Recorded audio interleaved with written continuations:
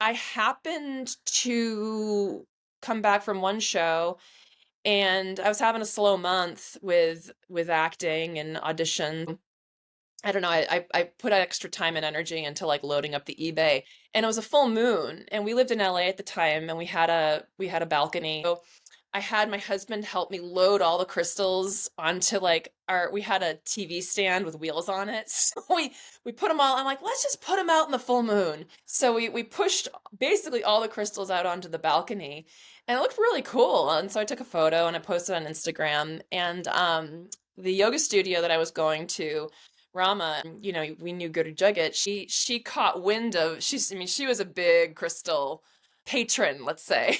So she said to our friend Joanna Pitt, she's like, "Hey, does Andrea want to do a trunk show here?"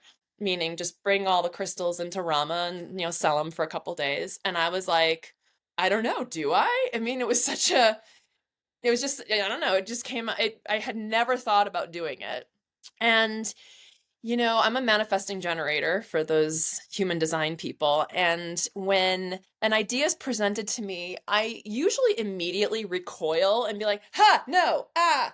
And then I need to think about it because it's so out of nowhere that I kind of have to adjust to the information that's being delivered to me. I need like literally time to digest and sleep on it.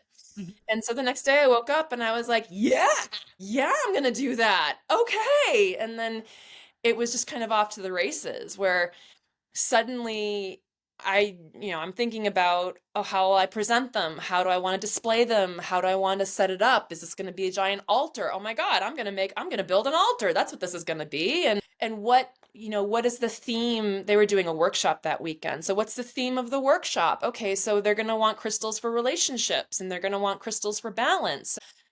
So I said to Ian, I was like, I gotta go back to the show. And I went back and I bought more stuff. And it was great. We had a great time and I loved doing it. And then I was invited to do their big retreat out in Idlewild, California. So I kind of went for it. And I furnished their stage with big pieces. And, I went in, I looked at it, and like with any business, I was like, all right, I need some startup capital. I made some calls and I got some support, and I bought a whole collection basically and presented it. And it was a big success. And I was able to pay everyone back. And I think I made like a little bit of money after all of that. And from there on in, I was invited to just furnish their studio with crystals. Like I was the crystal vendor, and that went for basically up until the pandemic when everything shut down. And they had a studio in New York, and then they also had a studio in Mallorca. So at that time, it was actually it was a very wide vision, basically providing crystals for three different studios, one on the other coast, one in another country. And just thinking, what do people want? I mean, it's probably much for you, like when you're planning a dinner party. What does everyone like? What's everyone gonna want a taste of? What should I have a lot of? What should I have a little bit of? And it's a big experiment. Like who knows? Like it's a lot of just trial and error and taking risks and taking chances. I mean, I've bought things that I was like, wow, this is so cool. And then no one lights up on it maybe for years. And then all of a sudden, everyone's like, what's this piece? So it started as a very broad audience, like shopping for thousands of strangers you've never met. And I am a Cancer sun, so I want everyone to be fed.